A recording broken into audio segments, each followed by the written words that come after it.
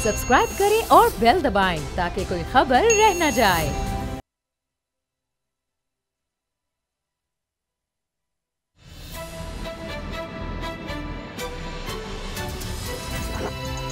अब पता चला। बिस्मिल्लाहिर्रहमानिर्रहीम, अस्सलाम वालेकुम। मैं हूं मोहम्मद उसामा गाजी और आप देख रहे हैं अब पता चला। आज मरियम नवाज़ साहिबा की अदालत में पेशी के मौके पर कुछ अजीब मंजर था। मरियम साहिबा बहुत ही उदास, परेशान लग रही थीं और बॉडी लैंग्वेज बहुत ही उनकी मायूस कुन थी, बहुत ज़्यादा मायूस नज़र आ रही थी। इसकी क्या वजह है कि जब ख़ुद वो आए और मियां नवाज शरीफ साहब भी आए और वो भी आई तो उन्होंने हम तो गिरफ्तारी के लिए आ रहे हैं, उसके बाद आज ये क्या हुआ?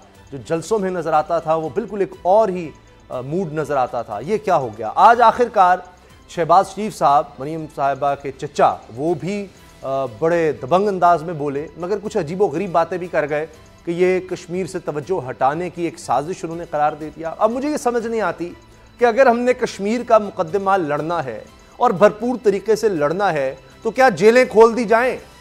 क्या तमाम मुजरिमों को आज़ाद कर दिया जाए? क्या अदालतों को ताले लगा दिए जाएं? क्या पाकिस्तान में करप्शन को आम कर दिया जाए? क्या अरबों खरबों रुपए खाने वालों को सलाम पेश किया जाए? उनको हार पहनाए जाएं? क्या कि उनको और छुट्टी दे दी जाए? कौमी खजाना जो बुरे हाल में है, उसके दरवाजे, उसकी तिजोरियां, उनकी चाबियां इन्हीं लोगों के हाथ में दे दी जाएं कि जनाब ये लें और खाएं और इसको लूट कर ले जाएं, क्योंकि इससे हमने कश्मीर का मुकदमा बेहतर तरीके से लड़ना है। क्या इस तरह से मुकदमा लड़ा जाएगा या पाकिस्तान को माशी तौर पर मजबूत करके, मुजरिमों को सजाएं देकर और पाकिस्तान को तरक्की की राह पर गामजन करके कश्मीर का मुकदमा बेहतर तरीके से लड़ा जाएगा? इसी हवाले से आज हम बात करेंगे। मेरे साथ असद खरल साहब और बाबर डोगर साहब। खरल साहब, आज मरियम साहिबा की जब पेशी हुई है और उसमें पूछा गया नैब से कि भाई क्या मुकदमा है, तो उन्होंने तो जनाब बहुत कुछ बता दिया कि कहीं कभी 8 लाख होते थे वो अचानक 48 करोड़ हो गए हैं, और ये तो डायरेक्टर रही हैं चौधरी शुगर मिल की, फिर कभी नवाज शरीफ साहब के पास जाते हैं, शेर फिन के पास आ जाते हैं, एक वो कहानी है। मगर क्या सिर्फ यही लोग हैं, मरियम साहिबा ही हैं, नून लीग ही है, क्योंकि फोकस सारा इन पर नजर आ रहा है, या कुछ और भी अरबों रुपए के गबन की कहानियां हैं? देखिए, पहले जो और लोगों की बात की, सिर्फ मैं खुर्शीद शाह साहब के हवाले से छोटा सा 1 मिनट के अंदर उनको बताऊंगा करेक्ट कि जिस तरह जरदारी साहब के फ्रंटमैन अनवर मजीद थे ओमनी ग्रुप के अंदर, इस तरह खुर्शीद शाह साहब के जो 500 अरब रुपए की मालियत के जो असासे हैं, बैंक अकाउंट हैं, जो जायदादें हैं, ये मैं नहीं कह रहा, ये नैब के पास जो तफसीलात आए अब तक जो उनके पास हैं, जिन इल्जामात के ऊपर उन्होंने तहकीकात शुरू कर रहे हैं, उसके मुताबिक 83 जितना आप पैसा बता रहे हैं, दुनिया के पहले 100 अमीर तरीन जो लोग होंगे उनकी लिस्ट में आ जाएंगे खुर्शीद शाह साहब, क्योंकि ये तकरीबन कोई 2-3 अरब डॉलर बनेंगे। 500 अरब रुपया। हाँ, तो उतने उन खैर फरिश्त में तो अभी नहीं आएंगे, क्योंकि उनसे बड़े बड़े पाकिस्तान में बैठे हुए हैं, वो तो पाकिस्तान की तो डिक्लेयर नहीं है ना, बहुत बड़ी है। तो इसका मतलब इतने दौलत है। अब पहलाज मल साहब जो उनके एक फ्रंटमैन है, पहलाज मल साहब, जिनकी आज से 4 साल पहले एक मामूली दुकान थी, 83 जायदादें उनके जो फ्रंटमैन है पहलाज मल, उन साहब के निकली हैं। एक लड्डू मल साहब हैं, वो भी उनके फ्रंटमैन है, 11 जायदादें उनके नाम पे निकली हैं। एक उमर जान नामी जो उनके फ्रंटमैन है, जिनकी कंपनी को ठेके दिए गए, और बुलेट प्रूफ गाड़ी जो खुर्शीद शाह साहब की है वो भी उमर जान के नाम की है। फिर 105 बैंक अकाउंट्स निकले हैं खुर्शीद शाह साहब की फैमिली, बेनामीदार और फ्रंटमैन के। अब इस तरीके से इस्लामाबाद का उनका घर जो खुर्शीद शाह साहब है वो किसके नाम है? अब ये बेनामी फ्रंटमैन जायदादें असासे ये तो हैं, आ गए। आपको खुर्शीद शाह साहब की कहानी बता दी मुख्तसर टाइम के अंदर। उसके बाद आ जाता है मरियम साहबा की कहानी। अब ये तोता मैना कहानियां नहीं है, ये अरबों खरबों की कहानी है। सर 500 अरब कह के तो इंसान हिल जाता है। अब मरियम साहिबा जो है वो 92 से 97 तक उनके चौधरी शुगर मिल की डायरेक्टर थी, उनके पास शेयर थे 8 लाख जी।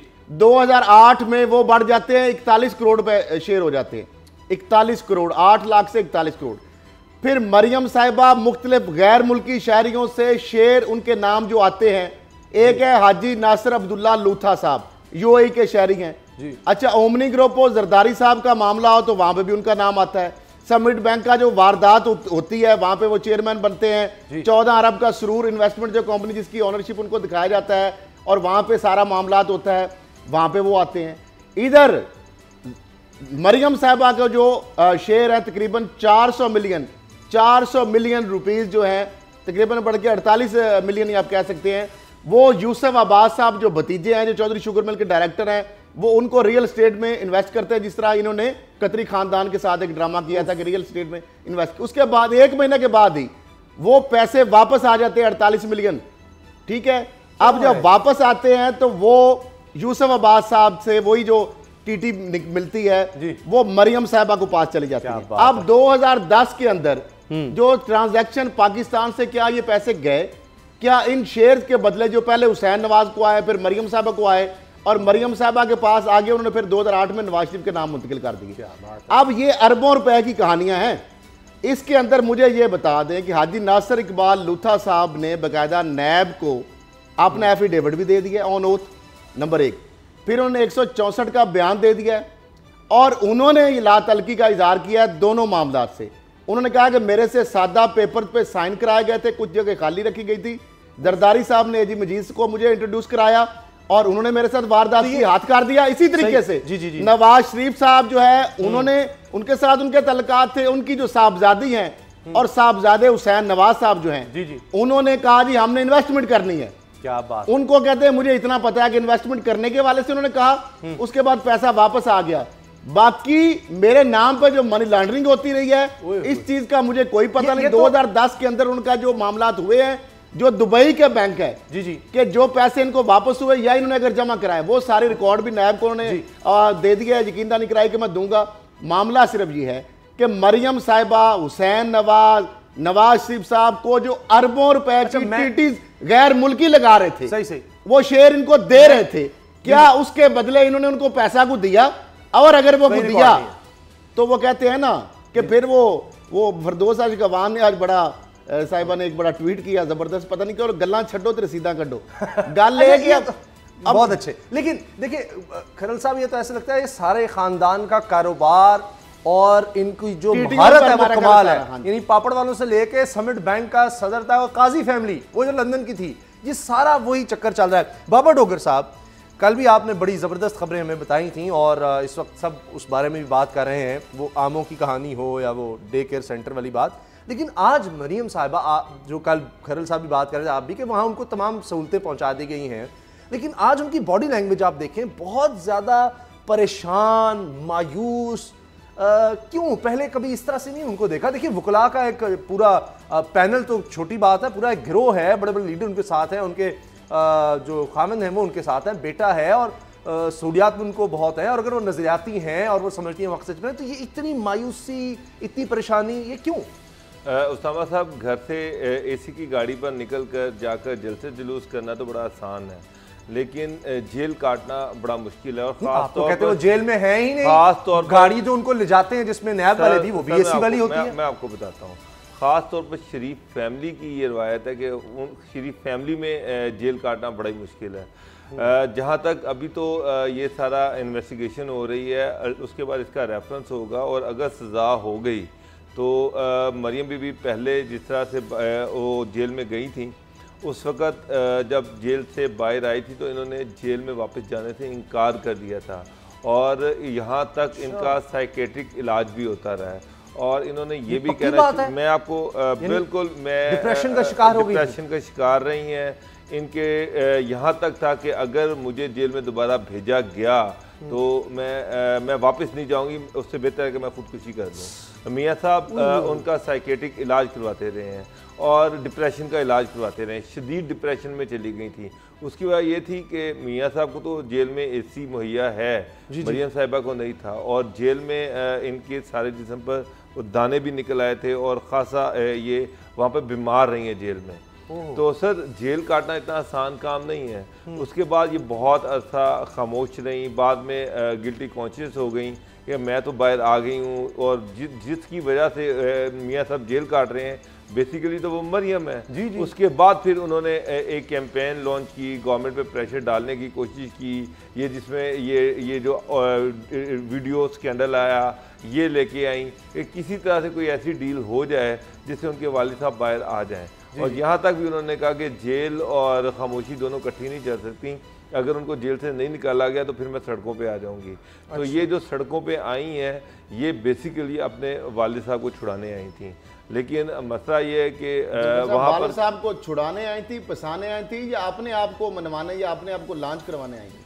खैर साहब दोनों चीजें, आप सारी चीजें इकट्ठी कर लें कि वालिद साहब जो है वो जेल में बैठे हैं, उनको भी किस तरह से निकाल लिया जाए, मेरी भी लॉन्चिंग हो जाए। अल्टीमेटली जब एक और लॉन्चिंग हो रही है, मेरी एक बात बताएं, अल्टीमेटली जब ये लोगों के पास जाएंगे तो वहां पर क्या बात करेंगे? वहां पर नवाज शरीफ की बात करेंगी, जेल की बात करेंगी, इसी चीज को एक्सप्लॉइट करेंगी।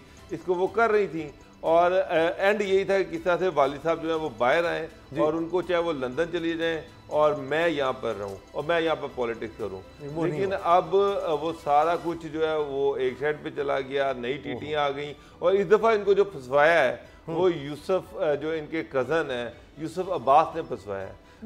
वो इस तरह से कि चौधरी शुगर मिल का केस था, उसमें कुछ मशकूक किस्म की ट्रांजैक्शन थी, उसमें यूसुफ अब्बास साहब को जो थे उनको पकड़ा गया क्योंकि वो भी उसमें शेयर होल्डर थे, डायरेक्टर थे। जब उनको पकड़ा गया और उनको इन्वेस्टिगेट किया गया तो उन्होंने बताया कि यहाँ पर ये तो सारी जो टीटियाँ थी ये तो मरियम साहिबा की थी और उनके नाम पर आती रही हैं। फिर जब उनसे लीड मिली, उसको फर्दर इन्वेस्टिगेट किया गया तो सारा इशू जो है वो मरियम की तरफ चला गया कि मेजर शेयर होल्डर थी इसमें मरियम और ये सारी चौधरी शुगर मिल जो थी ये पैसा वाइट करने और मनी लॉन्ड्रिंग करने।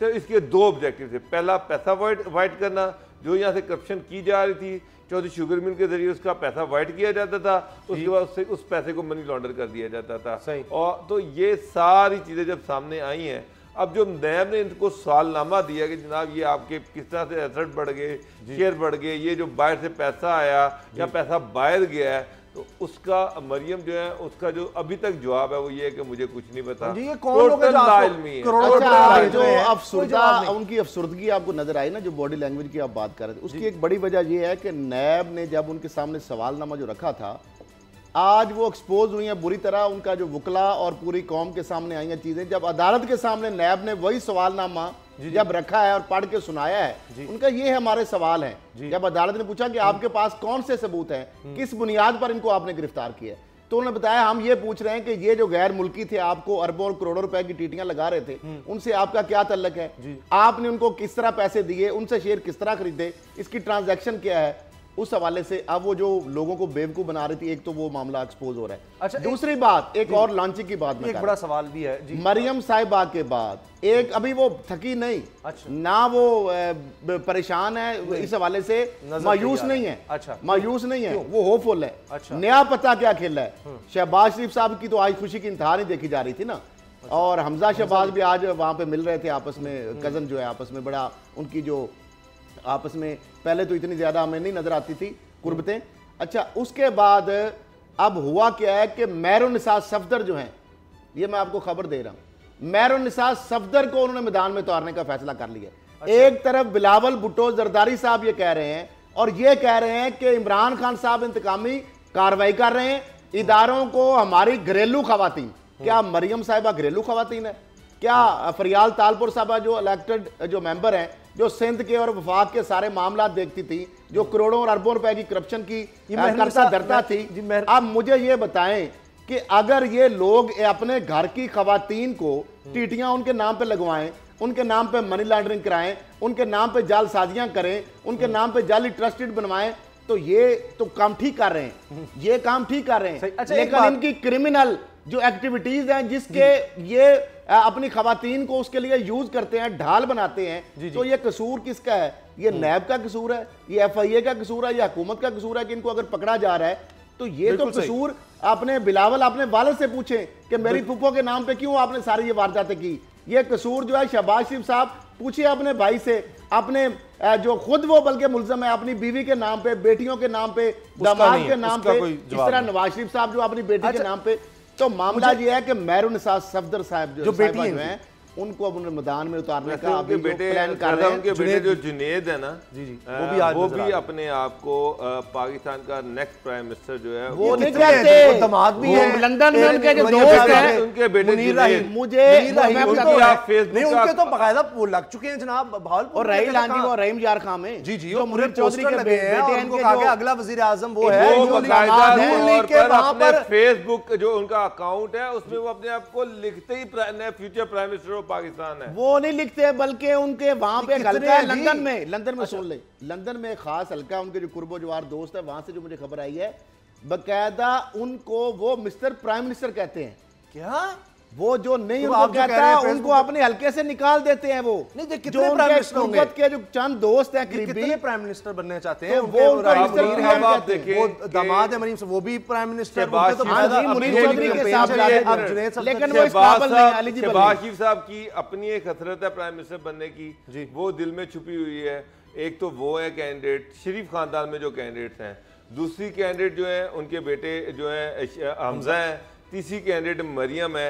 अब मरियम से आगे अगली जनरेशन जो सामने आ गई है उसमें आप देखिए कि जुनैद सफदर जो है वो भी प्राइम मिनिस्टर वो के भी है, कैंडिडेट लेकिन हैं। मैरून वो साहब भी भी अपने आगे आप को मैदान प्राइम में मिनिस्टर का हैं। कैंडिडेट लेकिन डॉक्टर साहब वो खातून को जान के निकालना चाहती, वो ये समझ रही है शायद के खातून की वजह अच्छा, से एक सवाल, पुलिस एक्शन एक सवाल मुझे बताएं, पकड़ा नहीं जा रहा, एक उनकी जुमला, बातों को इग्नोर किया जा अभी- रहा एक जुमला, एक जुमला। अभी तो खातून को कैप्टन निकालना सफदर साहब जो है ना, उनका हसरतें भी मुझे लग रहा है लिए ही उनको है। हो सकता है कि वो भी ये हसरत छुपाकर बैठे होंगे। अल्टीमेटली मैं भी कभी प्राइम मिनिस्टर बन नहीं, नहीं नहीं, जाऊंगा, क्योंकि वो 10 MNA तो वो रुपया- है ही है। वो 10 हो रुपया सकता है जो उनको मिला अब था। इस गांव में कितने के चौधरी जो हैं वो पकड़े जाएंगे तो उनके कैप्टन साथ सफदर जो की बारी सलूक आज आएगी। होता तक है वो ना, 10 डॉक्टर अरब साहब रुपए का तो बयान हिसाब नहीं दे कर नहीं सकता। सके, जो कैप्टन ग्रांट्स की सूरत में सफदर बतौर साहब प्राइम के- मिनिस्टर उनको देते रहे हैं नवाज शरीफ साहब। मुझे एक कैप्टन जुमला, सफदर एक साहब के जुमला साथ से जो ब्रेक। सलूक होता है ना, वो हाँ जो जी। बेटे आपने को उन्होंने बताया कि जो माँ आपकी मेरे साथ सलूक करती हैं, वो मैं अच्छा नाकाबिल चलिए, बयान ना करें जी। एक जुमला मैं आपके सामने रखना तो चाह आप रहा प्राइम मिनिस्टर को हूँ। बना शहबाज शरीफ साहब ने फरमाया है कि छुपी हुई हसरत तो हो सकती है ना। अच्छा, शहबाज शरीफ साहब का जुमला है जी, वो कह रहे हैं कि जी कौम जोशो खरोश मगर भारी दिल से जश्न आज़ादी मनाएगी।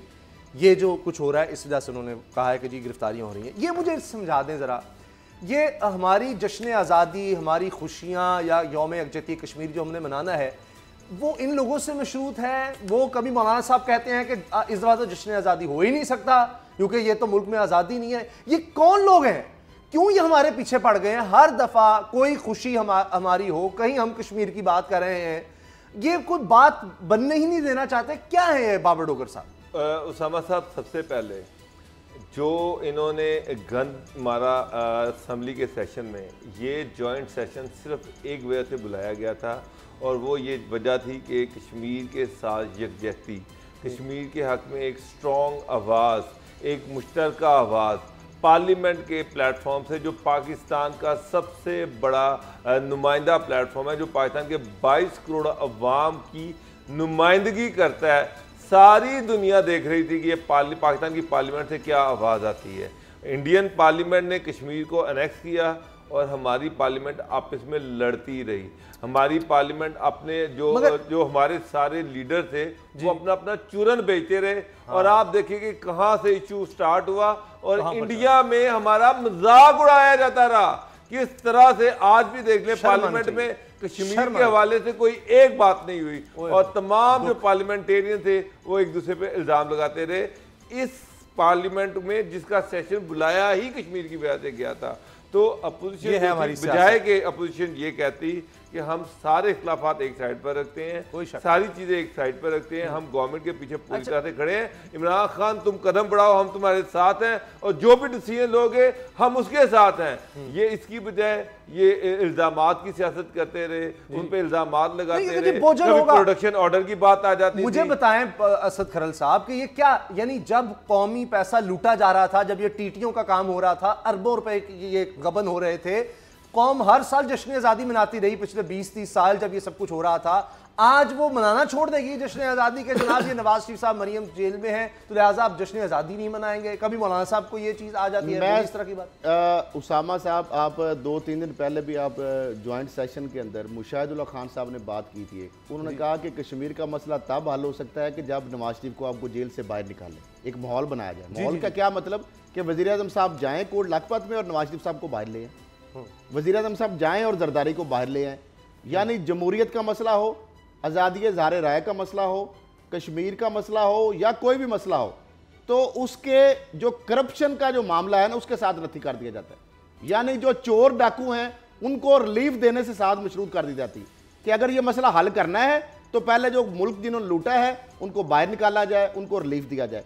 अब एक और मैं आपको खबर दे रहा हूं कि नून लीग जो है ना, मुस्लिम लीग नून, जी जी, उसके अंदर ये बड़ा शिद्दत से एहसास पाया जा रहा है। और डोगर साहब से भी आप पूछिएगा जरूर कि मुस्लिम लीग नून, पहले तो हम कह रहे थे ना कि शहबाज शरीफ का धड़ा है और नवाज शरीफ का धड़ा है जिसको मरियम लीड कर रही है। ऐसे ही अब मैं कह रहा हूं कि 3 धड़ों में ये तकसीम हो रही है मुस्लिम लीग। तीसरा कौन आ गया अब?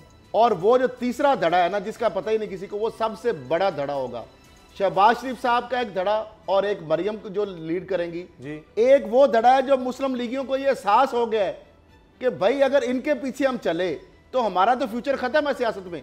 तो लिहाजा ये आप कुछ दिनों के बाद एक आपस में इजलास होंगे, खबरें सुनेंगे, एक ग्रुप बनेगा बीच में से जो कहेंगे हम ना नवाज की मानते हैं ना शहबाज की मानते हैं, हम तो पाकिस्तान बनाने वाली खालिद जमात है, हम इस बयानी के साथ नहीं है, हम इस बयानी के साथ नहीं है। बिल्कुल वो एक बड़ा धड़ा बन के सामने आएगा। ये बड़ी खबर है। अच्छा, ब्रेक का वक्त होने वाला है या जो भी आप कहें, ब्रेक का वक्त होने वाला है। उससे पहले सिर्फ चंद सेकंड हैं क्योंकि हमने ब्रेक के बाद कश्मीर के हवाले से खास तौर पर बात करनी है। अक़वाम मुत्तहिदा में भी इसकी आवाज़ उठाई गई है और पाकिस्तान ने जो इक़दाम किए हैं उस पर भी भारत को परेशानी है और एक बहुत बड़ा ऐलान पाकिस्तान की तरफ से हुआ है जिससे भारत में खौफ फैल चुका है, उस पर भी हम बात करेंगे। लेकिन बाबर साहब, चंद सेकंड में ये आपको लग रहा है ऐसा होगा क्योंकि इलेक्शन से पहले भी बहुत से लोग छोड़कर चले गए थे, उन्होंने फिर अलग इलेक्शन लड़ा और जीते भी, खासतौर पर जनूबी पंजाब के लोग, और अभी इलेक्शन जो ये सेनेट में चेयरमैन सेनेट का हुआ दोबारा या उनके खिलाफ जो वोट ऑफ नो कॉन्फिडेंस आना था उसमें भी नजर आया ये तो टूट फूट है नून लीग। देखिए लोगों में रिजेंटमेंट तो है लेकिन बहरहाल अभी तक नून लीग जो है शरीफ फैमिली के अंदर खासा इन्फ्लुएंस है और लोग उनके इन्फ्लुएंस में हैं। ख़ास तौर पर जो वोट बैंक है वो शरीफ फैमिली के साथ। आप कहते हैं शहबाज शरीफ साहब की तरफ लोग जा रहे हैं। मैं सेंट्रल पंजाब की बात कर रहा हूँ कि सेंट्रल पंजाब में अगर आप लाहौर में देख लें, गुजरांवाला में देख लें, शेखुपुरा में देख लें, कसूर में देख लें, इस सरगोदे में देख लें, यहाँ पर बहाल उनका इन्फ्लुएंस है। पलड़ा किसका भारी हो रहा है? पहले मरियम का था, दोबारा लोग आ रहे हैं। देखिए शहबाज शरीफ और मरियम में ये लड़ाई चल रही है। मरियम ने ये जो पीछे जलसे किए हैं वो सिर्फ शहबाज शरीफ को ये बताना था क्योंकि शहबाज शरीफ नून लीग के सदर हैं, तो उन्होंने सिर्फ शहबाज शरीफ को ये बताना था कि जनाब मुझे तुम्हारी जरूरत नहीं है, मैं तुम्हारी सदारत को कुछ नहीं समझती, मैं खुद इंडिपेंडेंट हूँ और मैं खुद क्राउड पुलर हूँ और मैं जहाँ जाऊँगी क्राउड मेरे पीछे आएगा। और आज भी जो लोग हैं वो नवाज शरीफ के पीछे चलते हैं, शहबाज शरीफ के पीछे नहीं। ये मैसेज देना था, इसीलिए आज खुशी से ब्रेक का वक्त है जनाब। ब्रेक के बाद आएंगे तो कश्मीर के हवाले से बात करेंगे, कुछ बहुत बड़ी खबरें हैं ब्रेक के बाद।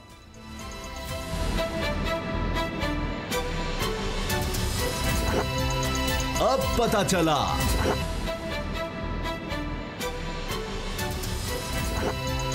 अब पता चला।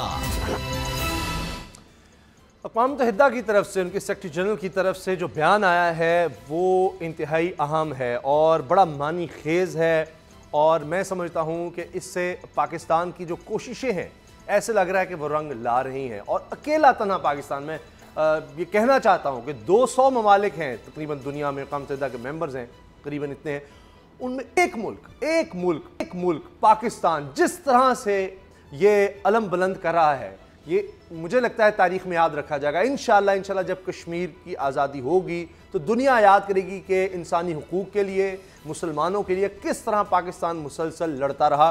और असद खरल साहब, ये जो उनकी स्टेटमेंट है सेक्रेटरी जनरल की तरफ से कि इस पर तशवीश है जो कुछ मकबूजा कश्मीर में हो रहा है, जो कुछ भारत ने किया, और कह रहे हैं कि कानूनी हैसियत जो है जो अक़वाम मुत्तहिदा की करारदादों की है उसमें हेर फेर ना की जाए। अब इसका एक तनाजुर है कि कई रेजोल्यूशन है, खासतौर पर 1948 वाली के प्लेबिसाइट होगा, हक़ खुद इरादियत दिया जाएगा मकबूजा कश्मीर के मुसलमानों को, तो वो अब करारदाद मौजूद है। तो वो तो ये कह रहे हैं कि उससे के अलावा कुछ नहीं किया जा सकता, तो लिहाजा भारत ने जो कुछ किया वो गैर कानूनी है और अक़वाम मुत्तहिदा की करारदादों के और उनके आइन के खिलाफ है। बिल्कुल, जो सेक्रेटरी जनरल अक़वाम मुत्तहिदा की ये स्टेटमेंट आई है, मैं समझता हूँ कि बहुत पाकिस्तान की सफारती लिहाज से और कश्मीरियों के हक़ में ये जाती है बात बहुत बड़ी, क्योंकि अक़वाम मुत्तहिदा ने जो करारदाद कश्मीरियों को हक़ खुद इरादियत देने के लिए उसकी मौजूद है उसको दोबारा से उसने इंडोर्स किया है और उसने बताया कि वो स्टिल अलाइव है जी, वो ख़त्म नहीं हुई। लिहाजा भारत को उन्होंने वार्न किया है कि बाज आ जाओ, तुम ये जो काम कर रहे हो ये गलत है, और अक़वाम मुत्तहिदा अपनी बात पे स्टैंड कर रहा है। ठीक। तो दूसरी जानब शिमला मुआहदों के हवाले से भी जो हम लेके गए थे अक़वाम मुत्तहिदा की सिक्योरिटी काउंसिल के अंदर मामला, उसका भी उन्होंने हवाला दिया है। तो मैं समझता हूँ कि ये पाकिस्तान की जीत है और इंडिया के लिए शिकस्त है। फिर भारत जो हमारे वजीर खारजा शाह महमूद कुरैशी साहब, वो जो चाइना गए हैं और अपने हम मनसब से मिले हैं, और चाइना ने भी बाकायदा यूएनओ में अगर मामला ये जाता है तो उन्होंने पूरी मुकम्मल अपनी सपोर्ट का पाकिस्तान को यकीन दहानी कराई है। फिर इमरान खान की जिस तरह प्राइम मिनिस्टर इमरान खान साहब की जिस तरह सऊदी हुक्मरानों से बात हुई है, जी जी, उस हवाले से भी एक मस्बत पेश रफ्त है। अभी हमारे वजीर खारजा जो हैं वो शायद रशिया में भी जाएं और उसको भी अपने एतमाद में लेने की कोशिश करेंगे। इस तरह मलेशिया के साथ हमने बात की। तो मैं समझता हूँ कि पाकिस्तान सफारती लिहाज से अगर सिविलियन क़यादत की बात की जाए तो वो भी बड़े अच्छे तरीके से आगे बढ़ रही है। आज आर्मी चीफ से अफगान जो सफ़ीर है उनकी मुलाकात हुई है, और इसी तरह अस्करी क़यादत जो है वो भी जो उसने माल संभाला हुआ है जी, उस पर आते हैं, उस पर पूरी अलग से बात कर रही है, वो बहुत बड़ी स्टेटमेंट है। बड़े अच्छे तरीके से हम आगे बढ़ रहे हैं और इंडिया को दोनों मुआवजों पे यानी सफारती लिहाज से भी, अंदरूनी लिहाज से, एक्सटर्नल और इंटरनल, उनको हर तरीके से पसपाई का सामना है। आज जो अमरीकी हुकाम की जानब से भी ये बात आई है, उन्होंने भी इस चीज को एडमिट किया है कि कश्मीर के अंदर इंसानी हकूक की वायलेशन हो रही हैं, वहां पे पाबंदियां हैं, वहां पे लोगों को हिरासत में लिया जा रहा है, और इस चीज की उन्होंने मजम्मत की है और उन्होंने इसकी चीज को इंडोर्स किया है। सही। अच्छा ये बताएं बाबर डोगर साहब कि ये भारत के साथ तिजारत मुअत्तल, बस सर्विस बंद, थर और समझौता एक्सप्रेस भी बंद करने का फैसला हुआ है, लेकिन भारत तो हमेशा, उनका मीडिया कहता है इससे तो फर्क नहीं पड़ता, पाकिस्तान एक छोटा सा मुल्क है। अब अभी भी देख लें कि 1.8 अरब डॉलर की भारत जो है चीज़ें बरामद करता था पाकिस्तान को, 1.8 अरब डॉलर कमाता था, पाकिस्तान उसके मुकाबले में 32 करोड़ डॉलर की चीज़ें भारत को बेचता था, यूँ कह लें तो। और उनके फिल्में ड्रामे पाकिस्तान में बंद हो गए, तो एक लिहाज से तो कहते हैं हमारी बड़ी इंडस्ट्री है, ये सारा कुछ, हमें इससे कोई फर्क नहीं पड़ता, तो फिर अब चीखें क्यों निकल रही हैं इन बातों पर? उसामा साहब, इसका ताल्लुक पैसों से नहीं है। इसका पाकिस्तान और इंडिया की ट्रेड जो है वो बहुत नॉमिनल सी है। वर्ल्ड बैंक की अपनी एक रिपोर्ट है कि दोनों ममालिक के दरमियान 35 अरब डॉलर की ट्रेड का पोटेंशियल है, जबकि 2 अरब डॉलर की हो रही है। बात इशू ये है कि पाकिस्तान ने जो स्टेप्स लिए हैं, हमने समझौता ट्रेन बंद कर दी, हमने अपना जो डिप्लोमेटिक स्टाफ था उसको हमने आधा कर दिया, सफारती ताल्लुकात जो ऑलमोस्ट वो ख़त्म होने के बराबर आ गए हैं, बॉर्डर पे हैवी प्रेजेंस है दोनों साइडों पर। तो ये एक दुनिया को क्लियर मैसेज है कि पाकिस्तान और इंडिया के दरमियान हॉस्टिलिटी बढ़ी है। दो न्यूक्लियर स्टेट के दरमियान जो मामलात हैं वो खतरनाक हद तक आगे चले गए हैं, और ये वो स्टेज होती है जब आपकी लड़ाई किसी भी टाइम हो सकती है। तो पाकिस्तान ने ये जो स्टेप्स लिए हैं, इनफैक्ट ये दुनिया को एक क्लियर मैसेज दिया है कि इंडिया ने जो डिसीजन किया है हम इसको नहीं मानते, और इसके खिलाफ हम किसी भी हद तक जाने को तैयार हैं। ये मैसेज दुनिया को डिलीवर हो गया है। उसके बाद यूएनओ की स्टेटमेंट आई, उसके बाद अमेरिका ने कहा कि दोनों मुल्क जो है रेस्ट्रेंट करें। जो दुनिया की बड़ी ताकतें हैं उधर से आपको ये मैसेज आ रहा है कि रेस्ट्रेंट करें, अपने आप को रोकें। इंडिया पाकिस्तान से इस रिस्पॉन्स की तवक्को नहीं कर रहा था। आज देखें कि आज जो है उनके जो मिनिस्टर दाखिला हैं उन्होंने एकदम कहा कि ना हमें मिलकर बैठकर बात करनी चाहिए, हमें अपने मसाइल का हल बैठकर करना चाहिए। इसका मतलब ये कि इंडिया को भी एक रियलाइजेशन हुई है कि ये पाकिस्तान की तरफ से जो स्ट्रॉन्ग मैसेज आया है, अब अगर ये दुनिया में जो सारी दुनिया में ये मैसेज बड़ा क्लियर है कि पाकिस्तान इस जो लेजिस्लेशन है इसको नहीं मानता, इंडिया की ये जो बोंडी हरकत है पाकिस्तान इसको नहीं मानता, और जब तक इंडिया कश्मीर का स्टेटस बदलता नहीं हम इंडिया के साथ किसी किस्म का कोई ताल्लुक नहीं रखेंगे। दो बड़ी न्यूक्लियर स्टेट्स जो आपस में हमसाया ममालिक हैं उनके दरमियान खतरनाक ताल्लुकात दुनिया को किसी तौर पर मंजूर नहीं है। इससे इलाके में टेंशन बढ़ेगी, इससे इलाके का जो अमन है वो खतरे में है, इससे इलाके की सलामती खतरे में है, इससे सारी दुनिया की इकोनॉमी खतरे में है। आप अभी कह रहे हैं कि इंडिया दुनिया की एक बड़ी इकोनॉमी है, अगर जंग होती है और अगर न्यूक्लियर जंग हो जाती है तो फिर कोई इकोनॉमी यहाँ पर नहीं होगी, तो फिर कोई तबाही होगी, तो इसका नुकसान सारी दुनिया को होगा। तो ये एक बड़ा क्लियर मैसेज गया है सारी दुनिया को। इंडिया का मीडिया जो मर्जी लिखता रहे, लेकिन उनकी गवर्नमेंट आज क्यों कह रही थी कि पाकिस्तान के हमारे साथ बैठ के बात करे? तो इसका मतलब ये है कि उनको भी पता चला है कि ये जो सफारती तल्लुका ख़त्म हुए हैं, इससे उन पर दुनिया का प्रेशर आया है। अच्छा। वो अब पाकिस्तान को अब हर सूरत में एंगेज करना चाह रहे हैं। अच्छा, भारत के एक जनरल की तरफ से बयान आया कि जी कश्मीर के हालात जो हैं ये ख़राब हो रहे हैं और हम कोशिश करेंगे कोई ख़राबी ना हो या ऐसी कोई बात, और पाकिस्तान की तरफ उन्होंने इशारा करने की कोशिश की, जैसे पाकिस्तान कुछ करने की कोशिश कर रहा है मकबूजा कश्मीर हालात ख़राब करने की, कुछ पाकिस्तान यहाँ है, LOC है, क्या खुद जुल्म सारा ढा रहे हैं, 700 लोग पढ़ के पता नहीं मुख्तलिफ जेलों में भेज दिए मकबूजा कश्मीर से अलग। तो उस पर जो जवाब आया है वो कमाल है। DG ISPR ने कहा है कि अगर भारत ने पाकिस्तान की तरफ कोई मुहिम करने की कोशिश की, कोई बहाना बनाकर किसी भी तरह से, तो 27 फरवरी से भी ज़्यादा सख्त जवाब दिया जाएगा। और ये भी कह दिया कि जनाब आएँ आज़ाद कश्मीर में देखें, LOC पर आएँ, पाकिस्तान तो तमाम मुबस्सिरीन के लिए खुला है, आके देख लें। क्या भारत ऐसा कर सकता है? वो तो किसी को जाने नहीं दे रहे। तो बड़ा भरपूर जवाब है। तो खरल साहब, इसका मतलब है कि पाकिस्तान की इंटेलिजेंस को पता है कि भारत ने कोई बहाना बनाना है, तवज्जो उठाने के लिए कुछ करना है, और उसके लिए हमारी तैयारी अब 27 फरवरी से भी कहीं ज़्यादा है। तो इस पर अब भारत बड़ा परेशान हो गया कि पहले क्या हो गया था, अभिनंदन जिस तरह आया, पकड़ा गया, बड़ा उनका ख्याल था जहाज़ उड़ाए, ये किया वो किया, तो इस दफ़ा तो उससे भी ज़्यादा स्ट्रॉन्ग होगा। देखिए, पाकिस्तान की सिविल और अस्करी क़यादत की जो कामयाब हिकमत अमली है उसका मुंह बोलता सबूत है जो अभी डोगर साहब ने कहा। पहले पाकिस्तान भीख मांगता था मुज़ाकरात की, डायलॉग की भारत के से। अब 1-2 स्टेप्स लिए हैं अभी, तो उन्होंने कहा है कि अब ये सफारती तल्लुकात मुनक़ता नहीं होने चाहिए, डायलॉग का दरवाज़ा बंद नहीं होना चाहिए। इसका मतलब है उनको एहसास हो गया, उनकी शिकस्त हुई है सफारती महाज पे बुरी तरह। दूसरी जानब जो DG ISPR ने कहा है, और बिल्कुल फ़ौज हमारी पूरी तरह तैयारियों पे है, हमारी फ़िज़ाइया अलर्ट पे है, हमारी जो बहरी जो है नेवल जो है वो बड़ी फ़ौज, और पूरी तरह आप इस चीज़ को बड़ा गहराई से देख रहे हैं। और ये उनको भारत को, मेरा नहीं ख्याल कि उनको भूल है। 27 फरवरी से ज़्यादा भरपूर कोर कमांडर कॉन्फ्रेंस भी हुई, कौमी सलामती कमेटी का इजलास भी हुआ, उससे पहले कैबिनेट की मीटिंग भी हुई। तो हर जगह पे सिविल और अस्करी क़यादत ने यही कहा है कि अगर भारत की जानब से मकबूजा कश्मीर में अगर इस तरीके से मजीद कोई कार्रवाई की, मजीद कोई मुहिम कोई करने की कोशिश की लाइन ऑफ कंट्रोल पर या वर्किंग बाउंड्री पर, तो हम 27 फरवरी से भी ज़्यादा बड़ा जवाब देंगे। और मेरा ख्याल है इसका इंडिया को बड़ी अच्छी तरह इदराक है। बयानों की हद तक जरूर वो बढ़ के लगाते हैं, लेकिन उनको ये पता है कि पाकिस्तान के जो लोग हैं, जो जज्बा जहाद है, जो जिस तरह फौज के साथ पूरी कौम खड़ी है शाना बिशाना, तो मिसाइल टेक्नोलॉजी में हम उनसे आगे हैं, दोनों न्यूक्लियर स्टेट्स हैं। तो मेरा नहीं ख्याल कि किसी तरीके से भी वो हमारे से इस काबिल हैं कि वो लड़के हमें कोई शिकस्त दे देंगे। पहले भी उन्होंने बड़े सामने आ गया है, पुलवामा जंग में इंडिया सारी दुनिया के सामने एक्सपोज हो गया कि इंडिया के पास पुराने जहाज हैं। इंडिया हर हवाले से असले की दौड़ में इंडिया पाकिस्तान से बहुत पीछे है। पाकिस्तान के फौज जो है इंडियन फौज से ज्यादा प्रोफेशनल है, ज्यादा इक्विप्ड है।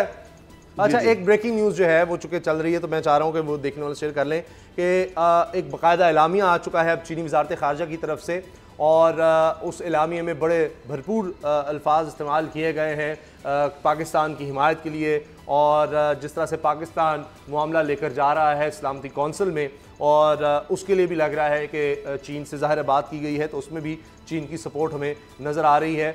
और चूँकि वज़ीर ख़ारजा भी वहाँ पर हैं, तो उसमें एक बड़ी पेशरफ्त सामने आई है जो कि बड़ी खुशाइंद है कि बाकायदा चीनी वजारत ख़ारजा की तरफ से एलामिया सामने आया है, और उसमें पाकिस्तान का जो मौक़िफ़ है ऐसे लग रहा है कि उसकी एक तरह से तायीद है और उसको सपोर्ट किया जा रहा है। तो लिहाजा ये हम कह सकते हैं कि यकीनन ये दौरा वज़ीर ख़ारजा का बड़ा टाइमली था और बड़ा कामयाब जा रहा है। बाबर डोगर साहब, ये क्या भारत और दुनिया पर, भारतीय जो कौम है उस पर और दुनिया पर वाज़ेह नहीं हो गया कि जैसे जब पहले 27 फरवरी में वाक़यात हुए तो उसमें इंडिया की तरफ से इंडियन फौजियों ने कहा कि जनाब वो हमने कोई जहाज़ मार गिराया पाकिस्तान, पता लगा कि अपना ही हेलीकॉप्टर था, खुद ही मार गिराया, और पाकिस्तान जो कहता रहा कि भाई हमने नहीं गिराया, और जो हमने गिराए थे फिर हमने दिखाए भी, पकड़े भी, और अब भारत ने इस दफ़ा भी कहा, लोग कहते रहे क्या हो रहा है, क्यों सियाहों को वापस बुलाया जा रहा है, वो यात्रा भी जो लोग थे तमाम चीज़ें बंद की जा रही हैं मवासलात के निज़ाम में, तो कहते रहे ये दहशतगर्दी का खतरा है, कुछ है, और वो जाली सी कोई जनाब ये कोई IED थी या एक क्लाशनकोव दिखा दी कि ये इसका खतरा था इसलिए, और बाद में पता चला ये 370 का मामला था। तो कितनी दफ़ा ये झूठ बोलेंगे और हर दफ़ा पकड़े जाते हैं, तो इससे भी ये साबित होता है कि पाकिस्तान का मौक़िफ़ हमेशा दुरुस्त साबित हुआ। उसामा साहब, सारी दुनिया का जो मीडिया है उसके सामने इंडिया जो एक्सपोज हो चुका है, चाहे वो पुलवामा का वाक़या हो या कोई भी चीज़ हो, दुनिया के ने देख लिया सारा कुछ। पाकिस्तान ने जाकर अभी भी आप देख लें कि किस तरह से क्लस्टर जो टॉयज़ हैं वो गिराए गए, क्लस्टर खिलौने पाकिस्तान में गिराए गए, और जिस तरह से उससे बच्चों को और रहते लोगों को टारगेट किया गया वो भी सारी दुनिया ने देख लिया है। और दुनिया ने देख लिया है कि लाइन ऑफ कंट्रोल पे कितनी ज़्यादा फ़ौज है। वो कश्मीर जहाँ पर एक एक चप्पे पर फौज हैवी प्रेजेंस ऑफ मिलिट्री है, वहाँ पर पाकिस्तान की तरफ से दरअंदाजी होना नामुमकिन सी बात है। उसके बाद आपने अभी चाइना की बात की, आज तुर्की ने भी इस चीज़ का अनाउंस किया है कि वो अपनी पार्लियामेंट का इजलास बुलाएंगे और उसमें कश्मीर वाले इशू को कंडेम किया जाएगा और हर हवाले से बड़ी बात के साथ पाकिस्तान के साथ यकजहती किया अपनी दुआओं में याद रखिए कश्मीर के मुसलमानों को और तमाम मजलूम मुसलमानों को अपनी दुआ में याद रखिए। इजाज़त दीजिए, अल्लाह हाफ़िज़।